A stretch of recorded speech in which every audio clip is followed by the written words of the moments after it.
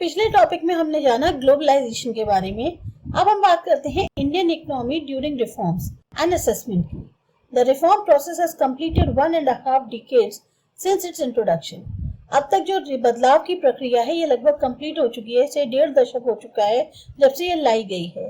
Let us now look at the performance of the Indian economy during this period. अब देखते हैं Indian economy की कैसी performance रही इस पीरियड के दौरान। In economics, growth of an economy is measured by the gross domestic product. Economics में जो ग्रोथ होती है इकोनॉमिक की वो मेजर करी जाती है ग्रॉस डोमेस्टिक प्रोडक्ट से। Look at table 3.1। The table shows the growth of GDP in different periods. अभी आपके में जो टेबल दी गई है इसमें आप देखिए कि जीडीपी की जो ग्रोथ है वो अलग अलग पीरियड में कैसी रही। The growth of GDP increase from 5.6% during 1980-91 to 6.4% during 1992 to 2001। अब जीडीपी की जो ग्रोथ है वो 5.6% जो थी 1980 से 91 तक, वो 6.4% हो गई 92 से 2001 तक। This shows that there has been an increase in the overall GDP growth in the reform period। तो इससे ये पता चलता है कि ओवरऑल जीडीपी ग्रोथ आई रिफॉर्म पीरियड के अंदर। During the reform period the growth of the agriculture and industrial sectors have declined whereas the growth of the service sector has gone up. अब जो रिफॉर्म पीरियड था इसके दौरान जो industrial और agriculture sector थे उनकी ग्रोथ में तो कमी आई, लेकिन सर्विस सेक्टर की ग्रोथ बढ़ गई। This indicates that the growth is mainly driven by the growth in the service sector. तो हम ये कह सकते हैं कि जो ग्रोथ हुई है वो मेनली सर्विस सेक्टर की ग्रोथ की वजह से हुई है। The 10th plan has projected the GDP growth rate at 8%। अब जो 10th plan है उसमें जो GDP ग्रोथ रखी गई है वो 8% करी गई है। In order to achieve such a high growth rate, the agriculture, industrial and service sectors have to grow at the rate of 4, 9.5 and 9.1 percentage points respectively। अगर इतना ऊंचा ग्रोथ रेट अचीव करना है तो एग्रीकल्चर, इंडस्ट्रियल और service sectors को जो growth rate लाना होगा वो 4, 9.5 और 9.1% पॉइंट लाना पड़ेगा। However, some scholars raise apprehensions over the projection of such high rates of growth as unsustainable। बहुत से स्कॉलर्स हैं वो ऑब्जेक्शन करते हैं कि इस तरह का जो प्रोजेक्शन है हाई रेट ग्रोथ का ये बहुत ज्यादा तक नहीं चल पाएगा। The opening up of the economy has led to the rapid increase of foreign direct investment and foreign exchange reserves।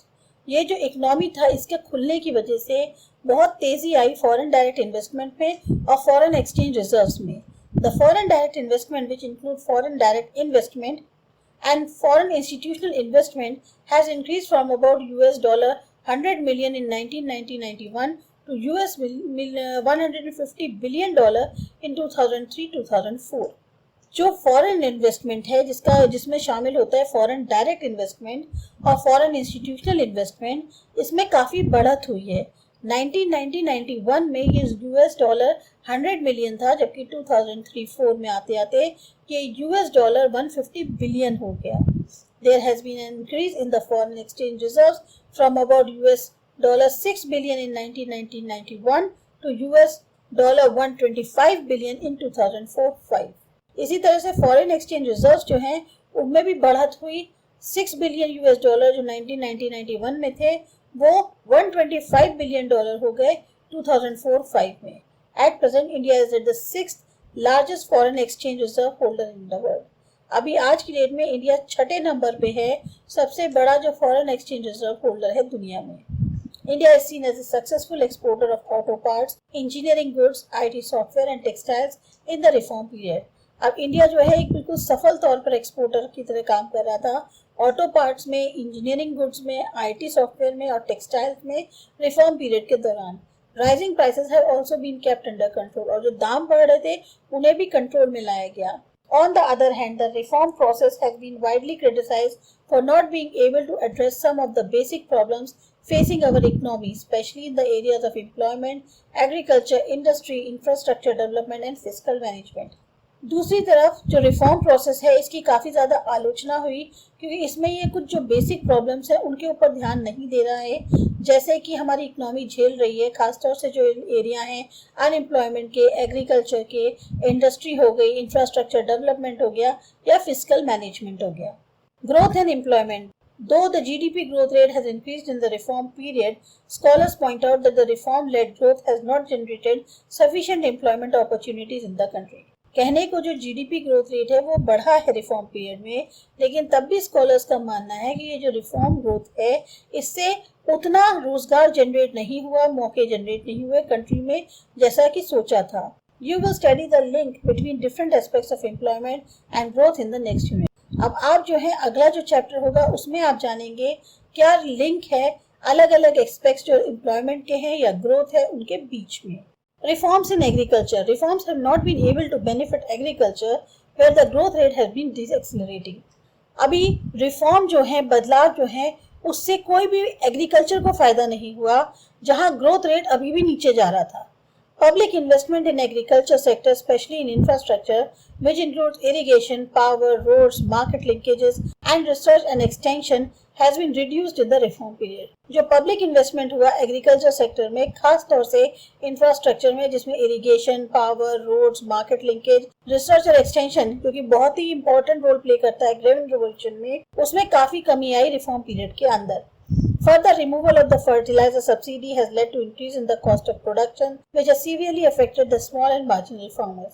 अब जो फर्टिलाइजर सब्सिडी हटा ली गई उससे क्या हुआ, कॉस्ट ऑफ प्रोडक्शन बढ़ गई और उससे जो है जो छोटे और मार्जिनल फार्मर्स थे उनको बहुत बुरा असर पड़ा। Moreover, since the commencement of WTO, this sector has been experiencing a number of policy changes such as reduction in import duties on agricultural products, removal of minimum support price and lifting of quantitative restrictions on agricultural products. These have adversely affected Indian farmers as they now have to face increased international competition. साथ ही साथ जो WTO की guidelines थी कि इस sector में क्या हुआ कि पॉलिसी चेंज होने की वजह से, जैसे कि इंपोर्ट ड्यूटीज जो एग्रीकल्चर प्रोडक्ट्स में थी वो रिड्यूस कर दी गई, मिनिमम सपोर्ट प्राइस हटा ली गई, क्वांटिटेटिव रिस्ट्रिक्शंस जो एग्रीकल्चर प्रोडक्ट्स थे उनको उठा लिया गया। इससे क्या हुआ, इंडियन फार्मर्स पे बहुत बुरा असर पड़ा और उनको एक तरह से जो इंटरनेशनल कंपटीशन है वो उनके सामने ज्यादा बढ़ गया था और उन्हें वो झेलना पड़ रहा था। Moreover, because of the export-oriented policy strategies in agriculture, there has been a shift from production for the domestic market towards the production for the export market, focusing on cash crops in lieu of the production of food grains.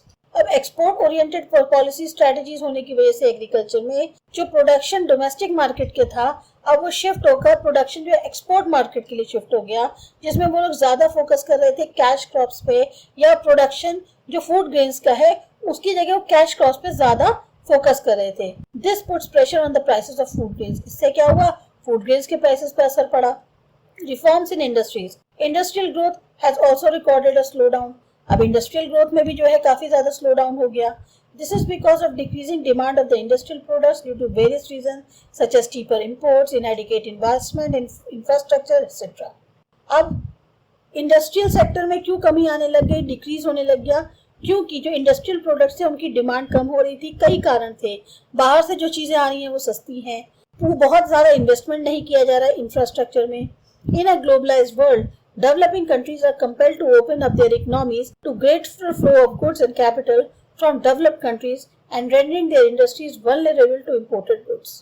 Globalised दुनिया में क्या होता है, जो developing countries हैं वो मजबूर हो जाती हैं कि उन्हें अपनी इकोनॉमी खोलनी पड़ती है ताकि जो गुड्स या कैपिटल है वो बाहर की कंट्रीज से आ सके और अपनी जो इंडस्ट्रीज हैं वो उनकी जो है उन इम्पोर्टेड गुड्स के चक्कर में बुरी हालत में आ जाती हैं।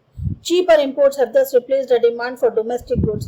तो अब सस्ता जो इंपोर्ट हो रहा है उससे जो डोमेस्टिक गुड्स की डिमांड थी वो खत्म हो गई। Domestic manufacturers are facing competition from imports. जो यहाँ लोकल तौर पे जो मैन्युफैक्चरिंग हो रही है उनको टफ कंपटीशन झेलना पड़ रहा है इंपोर्ट की वजह से। The infrastructure facilities including power supply have remained inadequate due to the lack of investment. जो इंफ्रास्ट्रक्चर सुविधाएं होती हैं, पावर सप्लाई, ये सब जो है कम रह गई क्योंकि इन्वेस्टमेंट नहीं किया जा रहा। Globalization is thus often seen as creating conditions for the free movements of goods and services from foreign countries that adversely affect the local industries and employment opportunity in developing countries. तो globalisation किस तरह से देखा जाता है कि एक ऐसे हालात पैदा कर देता है जिसमें जो फ्री मूवमेंट है गुड्स का, सर्विसेज का फॉरेन कंट्रीज से वो ज्यादा होने लगते हैं, जिसका उल्टा असर जो है हमारे यहाँ की लोकल इंडस्ट्रीज और एम्प्लॉयमेंट अपॉर्चुनिटीज पे पड़ता है, खास तौर से जो डेवलपिंग कंट्रीज होती हैं उन पे। Moreover, a developing country like India still does not have the access to developed countries' markets because of high non-tariff barriers. अब जो डेवलपिंग कंट्री जैसे इंडिया है, आज भी इनकी पहुंच जो है डेवलप कंट्रीज के मार्केट तक नहीं है, क्योंकि हाई नॉन टैरिफ बैरियर्स हैं। Example, although all quota restrictions on exports of textiles and clothing have been removed from our side, USA has not removed their quota restriction on import of textiles from India and China. अब हमारे यहाँ से जो Kota restriction है export करने के लिए textile और क्लोथिंग से, वो हटा दिए गए हैं, लेकिन यूएसए ने आज भी अपना कोटा रिस्ट्रिक्शन जो इंपोर्ट पर होता है टेक्सटाइल जो इंडिया से चाइना से आ रहे हैं उनको नहीं हटाया है। Disinvestment, every year the government fixes a target for disinvestment of PSUs. हर साल गवर्नमेंट एक टारगेट फिक्स करती है डिसइन्वेस्टमेंट के लिए पीएसयूज के।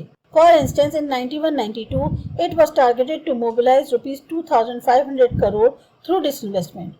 91-92 में टारगेट रखा गया था कि 2500 करोड़ रुपीस जो हैं वो मोबिलाइज किए जाएंगे डिसइन्वेस्टमेंट के through. The government was able to mobilise ₹3040 crore more than the target. लेकिन गवर्नमेंट को कितना मिला? 3440 करोड़ ज्यादा मिला टारगेट से। 1998-99 the targets were ₹5000 crore whereas the achievement was 5400 crore। इसी तरह से 98-99 में टारगेट रखा गया 5000 करोड़ का और हासिल जो हुआ वो 5400 करोड़ हुआ। Critics point out that the assets of PSUs have been undervalued and sold to the private sector। अब जो आलोचक है उनका ये मानना है कि जो एसेट्स हैं PSUs के उनकी वैल्यू सही नहीं आकी जा रही है, उनको अंडर वैल्यू किया जा रहा है और उनको प्राइवेट सेक्टर को बेचा जा रहा है। This means that there has been substantial loss to the government. इससे क्या है, गवर्नमेंट को बहुत ज़्यादा नुकसान हो रहा है। Moreover, the proceeds from disinvestment were used to offset the shortage of government revenues rather than using it for the development of PSUs and building social infrastructure in the country। जो proceedings हैं disinvestment से, उनका mainly ये था कि जो shortage है government की इनकम की उसको एक तरह से पूरा करना, बजाय उसको इस्तेमाल करने के कि डेवलपमेंट किया जाए पीएसयूज का या बिल्डिंग जो सोशल इंफ्रास्ट्रक्चर है कंट्री के अंदर उसको बनवाया जाए। Reforms in fiscal policies. Economic reforms have placed limits on the growth of public expenditure, especially in social sector। ये जो आर्थिक बदलाव हुए इसने क्या कहते हैं लिमिट लगा दी पब्लिक एक्सपेंडिचर के ग्रोथ पे, खास तौर से सोशल सेक्टर में। The tax reductions in the reform period aimed at yielding larger revenue and to curb tax evasion have not resulted in increase in tax revenue for the government। जो tax में reduction किया गया reform period के दौरान उसका मुख्य उद्देश्य था कि ज़्यादा इनकम जनरेट होगी और टैक्स इवेजन कम होगा। उसका नतीजा ये तो नहीं निकला कि उसमें टैक्स रेवेन्यू जो गवर्नमेंट के लिए था वो बढ़ गया हो। Also the reform policies involving tariff reduction have curtailed the scope for raising revenue through custom duties. इसी तरह से जो टेरिफ रिडक्शन किया गया उससे जो एक उम्मीद थी कि रेवेन्यू जनरेट होगा बढ़ेगा, वो भी कस्टम ड्यूटीज के थ्रू वो भी कम हो गया। In order to attract foreign investment, tax incentives were provided to foreign investors, which further reduced the scope for raising tax revenues। बाहर से फॉरेन इन्वेस्टर्स ज़्यादा से ज़्यादा आए, उनको जो है अट्रैक्ट करने के लिए फॉरेन इन्वेस्टमेंट को टैक्स इंसेंटिव्स दिए गए फॉरेन इन्वेस्टर्स को, जिसकी वजह से जो टैक्स रेवेन्यूज़ को बढ़ने के चांसेस थे, स्कोप थे, वो कम हो गए। This has a negative impact on developmental and welfare expenditure. तो इसका एक बहुत उल्टा असर पड़ा डेवलपमेंट और वेलफेयर एक्सपेंडिचर्स पे। इसके बाद आता है हमारा अगला टॉपिक कंक्लूजन, वो करते हैं अगले वीडियो में।